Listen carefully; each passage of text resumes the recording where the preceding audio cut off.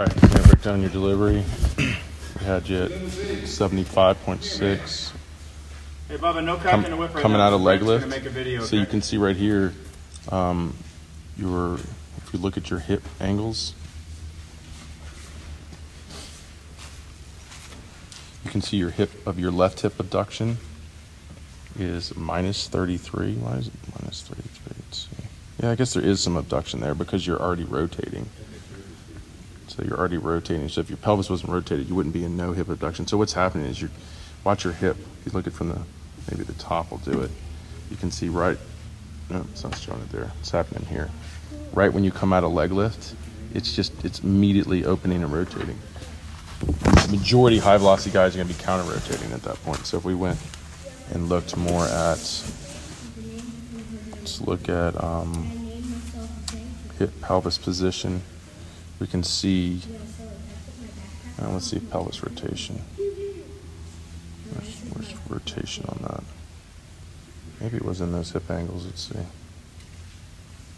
Flexion, extension, there's rotation. So your left, the yellow is at 9 degrees of rotation. So you would want to be at, minus 9. So you want to be countering at that point because then you're holding torsion, and what that's doing is delaying rotation. So you get good hip rotation in the front foot because it went so early, but it lacks power, right? So it's like right out of leg lift, you just started rotating and get your hips positioned to open well, but there's really no force behind it. And then it's just you're relying on all that arm speed. So if we can delay that, then we can ride the mound longer. It's like you can get on the horse now. You can ride the horse down the mound, and then you open in the front foot. Now you got all this energy in your body to transfer. So if we look at like your kinematic sequencing,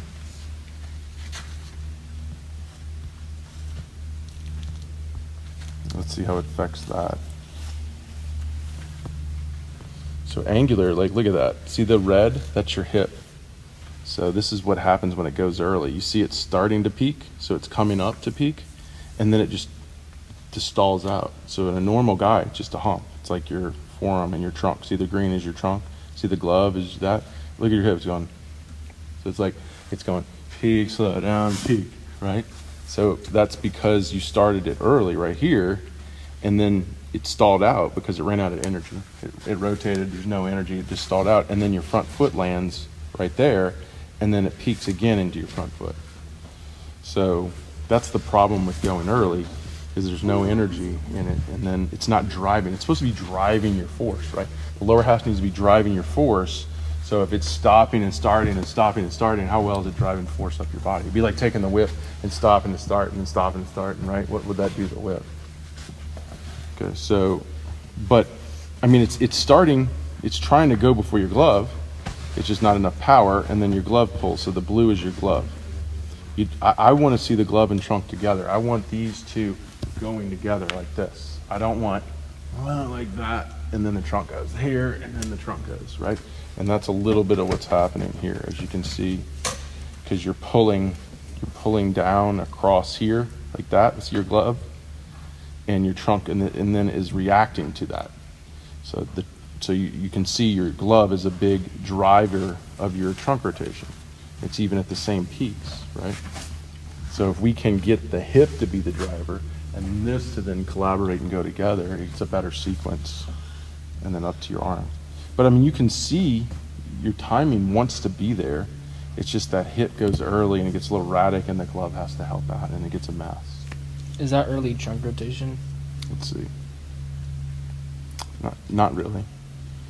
I think because you're letting your hips open and you're separating. So we can look at that a little bit, but you probably have some good separation. If this is your linear peaks, which is a cool watch, you're 4 to 8, which means you're really quick. I mean, your trunk does take off right here, right there. So you do use your trunk well. It's just you would use it so much better if your hips were higher. Like if your hips at a 3, like your linear hip should be at like a 5.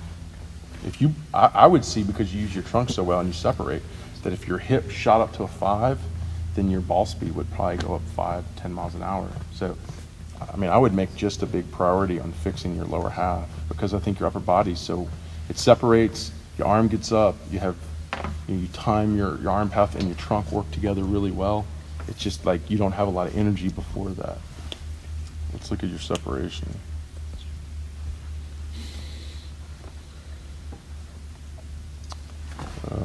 Torso graph. So your separation at front foot, see, look how good that is. It's 50, like at arm cocking here, it's about 51.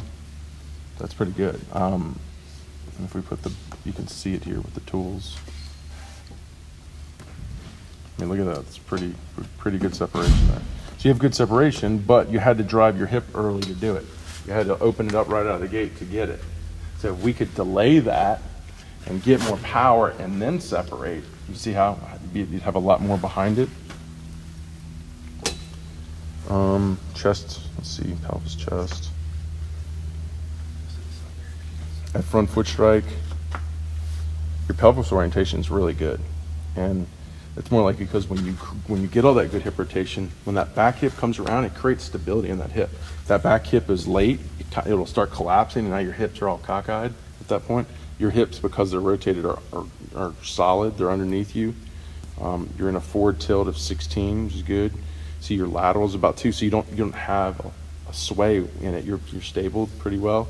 But if you look at the chest, the front foot, your chest is slightly ipsilateral 2 degrees. So that's another thing. Let's see. I think coming out, because this goes early, you might be also leaning in. I mean, it looks probably here, you're leaning in a little bit, which, a lot of guys that want to go ipsilateral, this wants to go early. So getting maybe your trunk up initially a little bit more might help you delay your hip.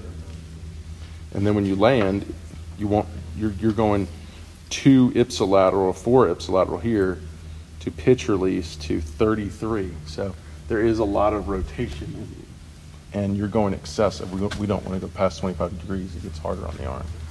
So the point is like, if we can hold this posture, we can hold this longer, get more momentum down the mound, later hip drive, back leg drive into that, then your posture should stay more vertical, and you should get more linear trunk as opposed to rotational trunk. Because as much as like you powered your trunk well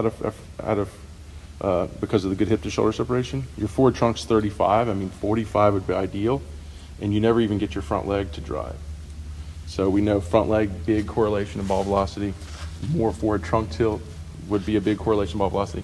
Later hip rotation, more correlation to velocity. So that's where you're going to make your big gains.